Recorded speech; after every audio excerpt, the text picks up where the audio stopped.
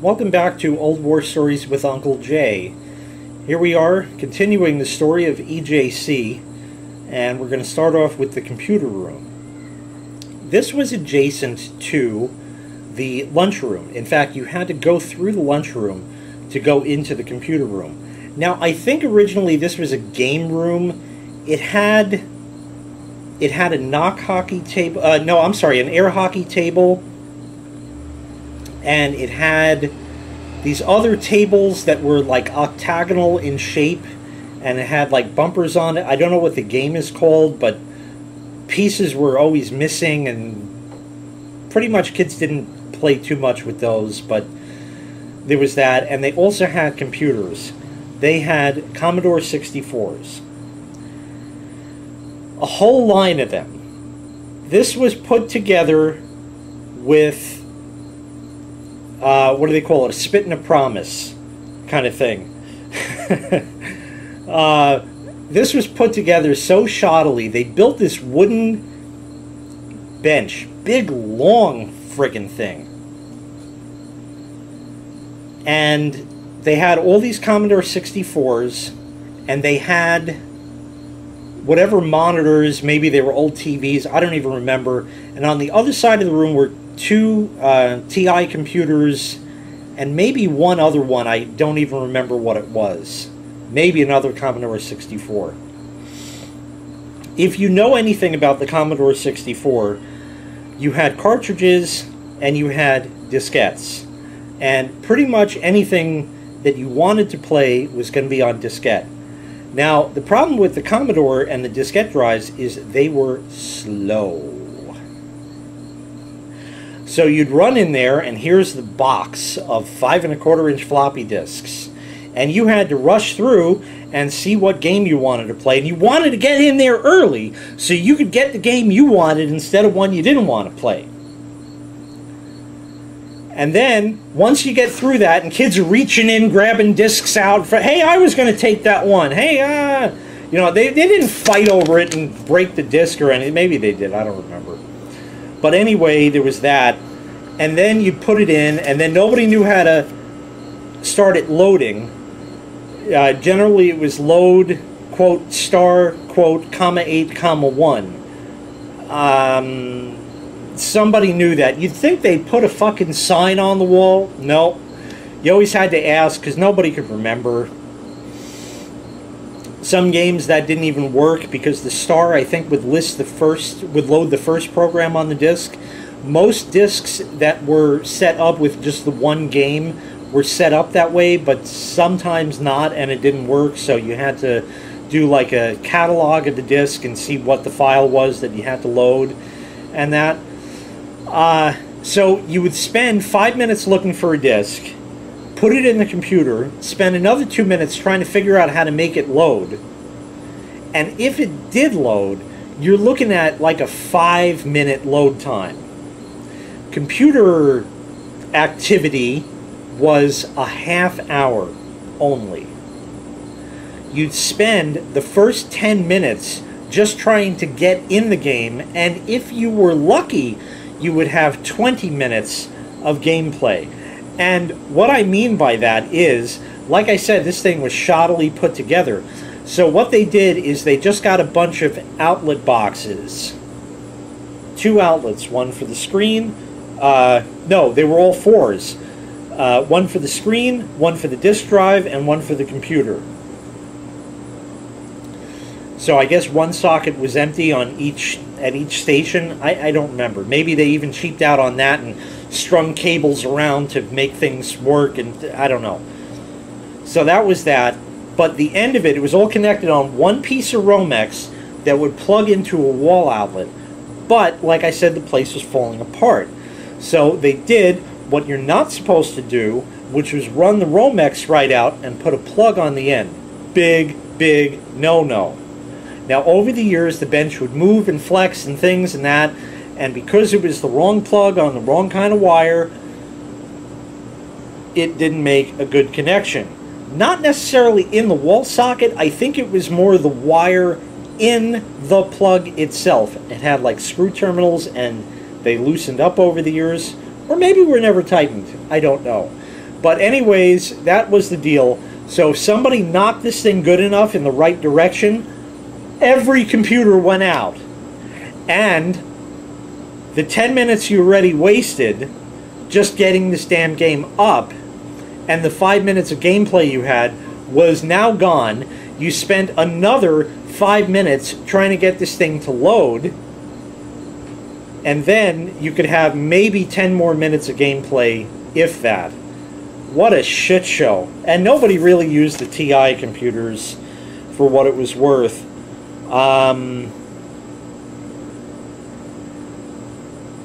Computer room. Okay, so now there was a door. They take us out back. Out back was a concrete area, and they had picnic tables out there. Couldn't eat out there. We'd do this in the afternoon, generally. We'd go out there, and the knock hockey boards would come out. Well, here was the deal. So you had the concrete stuff with the picnic tables here, and then there's a fence. On the other side of the fence, which was a chain link fence, so there's, you know, what it looks like, all the holes in it and that, was a drainage ditch, stream, creek, whatever. We called it a creek when I was a kid in school, because we had running through my town. Some sort of drainage thing. And companies would dump chemicals in that they weren't supposed to. A lot of the stuff wasn't regulated like it is today, and there will be more on that as we go on. Anyways, the knock hockey pucks that the thing came with, first of all, it came with little red sticks. Now, Pinky said, no, you got to use the sticks. You got to use the sticks. But nobody liked using the sticks, so eventually somebody would play with him and use the sticks, and then they'd give up and just do it. So if you don't know what knock hockey is, you have to look it up. I can't really explain it. It was a melamine board that had a square piece of wood mounted like a diamond and a slot at the end on your side, and the goal was for the player on the opposite side to hit it against the side and bounce it in and off the thing and through the slot, and they get the point. So it was sort of like hockey, but a little board, and it was fun. But the original pucks, which were plastic, would go through the slot and through the chain link fence, and they're gone. Now you can't play knock hockey. So what did they do? What they did was they made their own pucks. They took a piece of dowel rod, and they had a guy with a coping saw. I saw him one day, and he would just saw off little slivers, and that was your puck. It was never sanded smooth or anything. It was rough. Could you get splinters? Sure. Did anybody ever? I don't know. Real fucking ghetto. I remember playing this once, and the guy cut the puck at a bit of an angle, and the angle, the angled part where it would angle up was actually too thick for it to go through the slot. So if you were lucky, it would go and get stuck in the slot. If you were unlucky, that part, the high part, was there and it would bounce off. Ha ha, you didn't make it, you know. And so, I don't know, I remember that puck being around. And they would often get lost in the creek there also. But you could go, when you came out this door, now I got to tell you about the door. The door was coming off of the auditorium, I think, and maybe you had 2 or 3 steps to walk up. Can't remember for sure. The outside of this door, was maybe really rusty, and they didn't want to paint it or something, so they had riveted on, I guess, some sheet metal, aluminum. So it was very bright and reflective when the sun would come off of it. And over the years, the metal on this door had come off, and it looks like it tore, or somebody monkeyed with it and maliciously damaged it. And in like 4 places, there was like a fucking dagger. And with the sun reflecting off of this thing, you could see the little sparkle thing with how sharp it was. I swear to God, and nobody ever got cut on this. But how you just leave that? There's kids around, for fuck's sake. Plus, you couldn't even get back in the door. It would lock you out. So they had to put a rock or something there to keep it ajar just that much, you know. And then if, in the event, something did happen, somebody had to walk all the way around the building and come back through to open it again. I guess it was locked in case somebody got into the backyard, if you will, and this way they couldn't break into the place that way. So that's why it remained locked. But while everybody's out there, it's not a problem. So now when you came out this door, you could go left or right. If you went left, there were the picnic tables and eventually the pool and the arts and crafts shed. If you went right, you went to a, I guess what used to be a small parking lot. And there were, so it was like asphalt there, but it was all broken up. There weren't potholes in it, but there was rocks and sand and just not swept, and it just unkempt. And there were basketball hoops, so you'd play basketball there. There was also a school bus that was parked alongside behind one of the basketball hoops. The bus was originally for back in the day when they had their own bus and they would drive it. Maybe they saved this one. Either maybe it suffered a mechanical problem or they decided to just go with a bus company instead. I didn't get the bus for this, but this bus was sitting there. It never had run. It was never moved in the time I was there. And sometimes when the counselors weren't looking, kids would go and pry the door open, because on a school bus you can just open it. It doesn't lock or anything. And kids would go in there, and God only knows if there were bees or anything else in there and that. But I remember, I never went in it, but I remember looking in, and it had a manual transmission. That was impressive. Right, crickets, because nobody knows what manual transmissions are, if you could hear that. Then there was, I think is next is the bowling ball.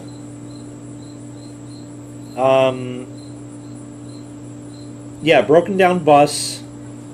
I got to put my glasses on to read what the hell I wrote. Oh, there we go. Yeah, it was manual. And I'll tell you now about the bowling ball incident. There were, in the same parking lot, basketball area, there were bushes along, I shouldn't say bushes, more like overgrowth, that was there. And one day, a basketball had rolled in there, and they decided, they found the bowling ball. Why it was there, God only knows. And the kid decided to tell the counselor, hey, my basketball went under there, but there's a bowling ball there too. What? What are you talking about? Let me go get Dave. Dave was the camp director. Dave Wohl, W-O-H-L. Why I remember these details, I don't know. Dave Wohl was an interesting character, because he was an old man, gray hair, and he was sort of a tough ass, but could be nice at times. And you were scared of Dave, because Dave would yell at you. He didn't give a shit. Dave would yell at kids and that. You didn't see him much, and you never wanted to be sent to Dave's office. Ever. Oh, you would get... He couldn't hit you, but, you know, you would really get it if you went in there. Dave was called out, and Dave came out there, and he went and he saw, yeah, there's a bowling ball in there, Dave. So he went in the bush or overgrowth, and he pulled it out, and he kind of looked around, almost as if he's looking around to see, make sure nobody's around, But of course, everybody was there. And remember, like I said, with the knock hockey, the chain link fence and the pucks that went through, Dave took this bowling ball and fucking threw it over the fence, and it landed in the creek. I remember that because I said, wow, how the hell did he lift that thing and throw it like that? And I said, I need to shake your hand for that. Now, granted, this was wrong on every fucking level. You don't throw a bowling ball in there. What else he would do with it? I put it in a garbage can, but it weighs, what, 8, 12 pounds, 15 maybe, depending on the ball? Or, you know, I don't know. It wasn't anything you could bowl with anymore, we'll put it that way. But even so, he threw it into the fucking creek. That was interesting. Dave drove an old car. What did he drive? Well, lo and behold, he drove a Chevrolet Citation, the very first car I would have. Not Dave's car, but I drove a Citation, and that was the kind of car that Dave had. He didn't give a shit, it was old or whatever. And one day, there were kids that went missing, and he actually went out, you saw him drive out in a Citation and go look for them. Interesting stuff. What a character that was. So Dave, the bowling ball incident. Okay, we would take trips, day trips or something, depending on the day. They had schedules set up for everything, and we would go to different places. So the first place we would go to, and I'll just tell you about this one quick, and I think we're going to cut this part and we'll go to a third, maybe even a fourth. Like I said, there's a lot to talk about with this. We went to, they would get us on the bus, and they would drive us fucking all over the place. Really all over the place. And they drove us from Elmont to Woodmere. Of all places, the very same place that I think Camp Hillel was. They would drive us out there. And there was a park there. Woodmere Park? Oh, and there's another thing I got to tell you about that. Geez, there's a lot to talk about. Anyways, they would take us to Woodmere Park. Now, this was a better area than Elmont, but we were getting closer to Queens. Because the 5 towns are closer to Queens. So all the bigwig, you know, highfalutin Jews who live in that section can go right into the city and get their high-paying jobs and do their thing. So, anyways, that's where it was. And they would drive us to Woodmere Park. Beautiful park. I don't remember much. There was like playgroundy stuff and things like that. And there was a bang. And this kid, Sean O'Burke, because I have to remember his name, apparently, and I don't know if this is exactly true or not, but he had a wound on his leg. Allegedly, he was shot with, like, a BB gun. This was not, you know, targeted toward him. It just, I don't know what the deal was. But anyway, the cops came, and they started taking, they had the first aid lady from the park come out, and she's supplying this and that. And I don't know if he was taken to a hospital or anything. I don't know. But I remember him there, and they were asking him questions. What's your name? He said, Sean. What's your last name? No, he said, what's your name? Sean O'Burke. The Sean O'Burke. I just remember he was still like a bit cocky about it at that, which was interesting. But there was another one that I totally had forgotten about that I had forgotten to write down that I just remembered now, thank God, because this was great. We were at this park, and the counselor, now remember the boys and girls are separated, so this was all boys, and the counselor, we had 2 counselors actually. One was sort of a pain in the ass, but alright. The other guy was cool. Can't remember his name. I'm thinking like Phil or Gil, but yeah, I can't be sure. It doesn't matter. Why I don't remember his name, I don't know. But Sean O'Burke, I remembered. Anyways, he said, hey guys, watch this.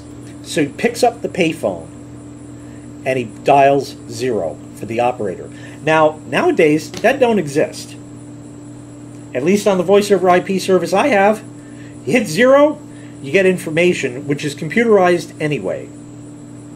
God forbid it would go to their customer service, not that they could help you complete a call or anything like that, because it's all free, United States, Canada, Puerto Rico, da da da da da da da. So, you know, all that is inclusive in that, so I guess they don't feel the need for an operator. But back in the day, we had Ma Bell, and you had an operator. And he picked up the payphone. You didn't need a quarter. It was a quarter in my day. When I was a really young kid, it was still a dime, but that was first couple years, and then it went to a quarter sometime in the early 80s, I believe. He dialed 0. The operator picks up. And he kind of did sort of, hi, I'm trying to make a call from this payphone, but it's not really going through. Can you call me back here? Yeah, thank you. And he'd hang up. He said, just wait. And the payphone started to ring. Did you know you could call payphones back in the day? Nobody knows what a payphone is anymore. But yeah, some of them, some, not all, would ring. And sure enough, the phone rang. He said, like, let's go. And we just left it ringing, just to piss off the operator. I actually tried that at a local shopping center later on that I had mentioned in an earlier old war store. I can't even remember the name of it without looking at it. There were 2 payphones there, actually 3. One of them was put in later on. But I tried it from 2 of them. One of them, it worked. And they called back, and I just let it ring and walked away. The other one, I did the same thing the counselor did. Maybe I sounded too much like a kid, I don't know. But I said, yeah, can you call me back at the box here? Oh, no. The lady at the first payphone said, oh, you mean, she had kind of an accent, you mean you want me to call you back at the box? Yeah? Okay.